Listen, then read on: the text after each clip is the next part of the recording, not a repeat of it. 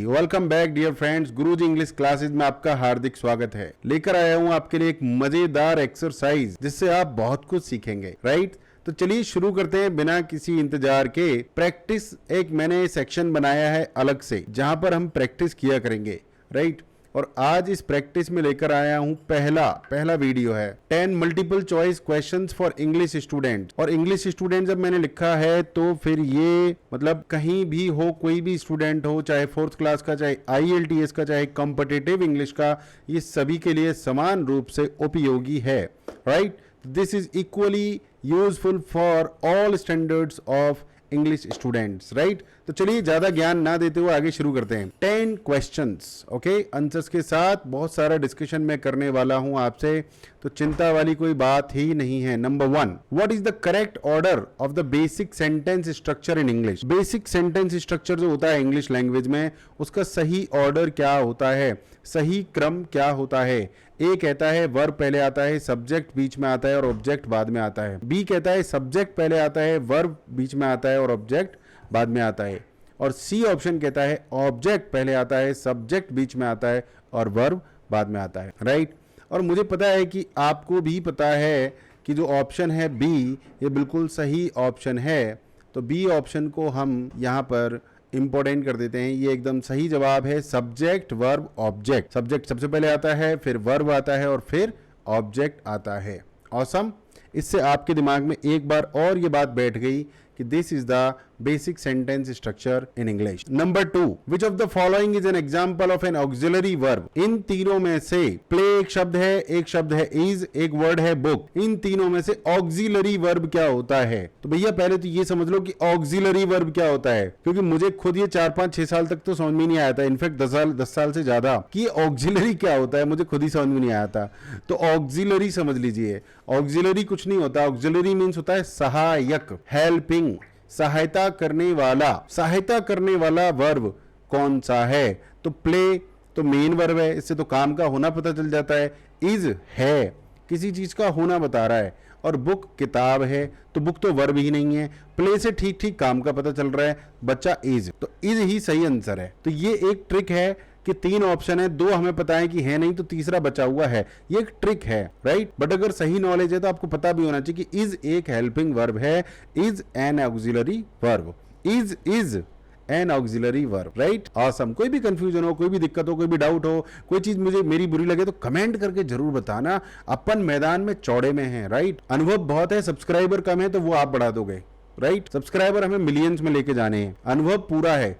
YouTube पर इतने अनुभव वाले टीचर शायद एक आध ही मिलेंगे। अंग्रेजी को घोट कर पिया हुआ है, आत्मा के अंदर बसाया हुआ है, तब पढ़ाता हूं, रट के नहीं पढ़ाता। ओके, आगे बढ़ते हैं। Which tense is used to describe an action that was completed before a specific past moment? कोई खास past moment था, specific past moment था, उससे पहले कोई काम खत्म हो गया past में, यानी past में एक moment भी है और उससे पहले कोई काम खत्म हुआ है। और ऑप्शन कौन कौन से हैं? Present perfect. प्रेजेंट परफेक्ट का मतलब होता है कि कोई काम खत्म हुआ है पास्ट में। अब देखो यार, कोई भी काम खत्म हो जाए तो वो ऑटोमेटिकली पास्ट में होता है, बट उसका अभी तक इंपैक्ट है तो वो प्रेजेंट परफेक्ट में आता है। कोई काम पास्ट में खत्म हो गया, स्पेसिफिक मोमेंट से पहले खत्म नहीं हुआ है, खत्म हो गया, तो वो होता है पास्ट सिंपल। और फ्यूचर तो ये हो नहीं सकता क्योंकि पास्ट की बात कर रहा है। तो यहां पर जो ऑप्शन है वो है नन ऑफ द अबव मेरे हिसाब से।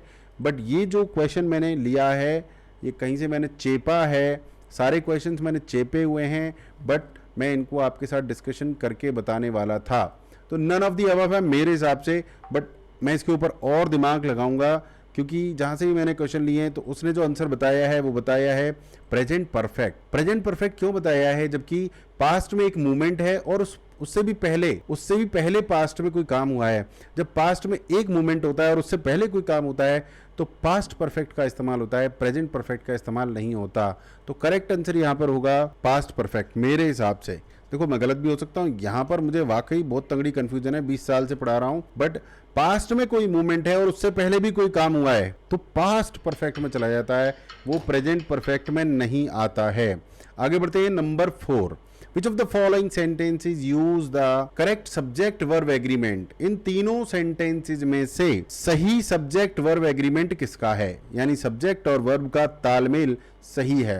Number 1, the dog runs fast. Sentence को समझ लेते हैं। द डॉग का मतलब है वो कुत्ता जिसे हम जानते हैं तेज दौड़ता है। सिंगुलर है कुत्ता, रन में एस लगा हुआ है, बिल्कुल सही सा लग रहा है सेंटेंस मुझे। Number 2, the dog run fast. Dog singular है, रन में एस लगना चाहिए था अंग्रेजों के हिसाब से, मेरे हिसाब से तो नहीं लगना चाहिए, बट अंग्रेजों के हिसाब से लगना चाहिए। अंग्रेजों की भाषा है, चलो मान ली हमने, तो यहां पर गलती है। सी में क्या है, द डॉग रनिंग फास्ट। तो रनिंग जो आईएनजी फॉर्म है, पार्टिसिपल फॉर्म है, वर्ब फॉर्म नहीं है। वर्ब की पार्टिसिपल फॉर्म है जो कभी अकेले नहीं आती है, थोड़ा पावरफुल होती है, उसको एक असिस्टेंट चाहिए होता है। बोले तो हेल्पिंग वर्ब चाहिए होता है, बोले तो ऑक्सिलरी वर्ब चाहिए होता है। तो बी और सी गलत हैं और फर्स्ट वाला एकदम परफेक्टली सही है। तो हम कर देते हैं इसको the dog run fast correct. यहाँ पे ना एक कलर ही गलत दे रखा है इन्होंने, मतलब मैं चूज करना चाह रहा हूँ ग्रीन और यहाँ पे जो दे नहीं रखा है इन्होंने। खैर क्या ही कर सकते हैं, कुछ ऑप्शन। हाँ अरे वाह, अब गजब। नहीं अभी भी नहीं, अभी भी नहीं, अभी this one is good, this one looks good man. Next, what is the correct way to ask for someone's name in English. अंग्रेजी में किसी का नाम पूछने का सही तरीका क्या है। अंग्रेजी में किसी का नाम पूछने का सही तरीका क्या है, तो ऑप्शंस देख लेते हैं हम। पहला ऑप्शन है व्हाट योर नेम। इसमें ऐसा लग रहा है कि इज मिसिंग है। और बी वाले को देखिए ध्यान से, व्हाट इज योर नेम, ये बिल्कुल सही सा लग रहा है। और सी वाला है योर नेम व्हाट, तुम्हारा नाम क्या। तो मतलब ठीक है, तीनों से समझ में आ रहा है कि नाम पूछा जा सकता है, बट जब सही की बात की जाती है तो सही की बात तो फिर भैया सही है, what is your name, what is your name. चलिए नंबर 6 पर चलते हैं। Which word is an adverb in the sentence. Sentence में कौन सा शब्द एडवर्ब है, राइट।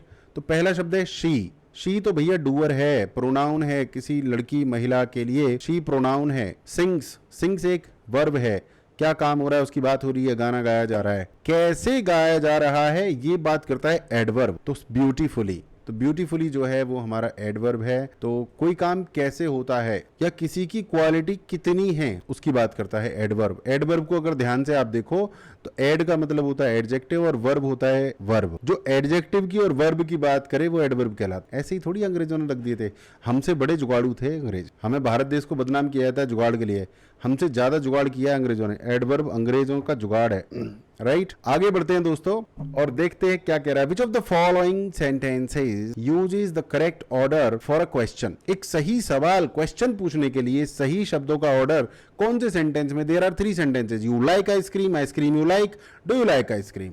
तो मुझे पता है कि आपको अभी तक पता चल चुका है, पढ़ने से ही फीलिंग आ जाती है कि कौन सा सही है। यू लाइक आइसक्रीम, ये देखो बोलने के लिए ठीक है, स्पोकन इंग्लिश में क्वेश्चन की जो टोन आ जाती है इसमें, यू लाइक आइसक्रीम, तो ये स्पोकन इंग्लिश में चल जाता है। आइसक्रीम यू लाइक, ये तो स्पोकन इंग्लिश में भी नहीं चलेगा भाई। और जो थर्ड वाला है डू यू लाइक आइसक्रीम, क्या आपको आइसक्रीम पसंद है, तो कायदे से एकदम सटीक है do you like ice cream. Number 8, which modal verb is used to express possibility और परमिशन। कौन सा मॉडल वर्ब है जिससे संभावना और परमिशन का पता चलता है।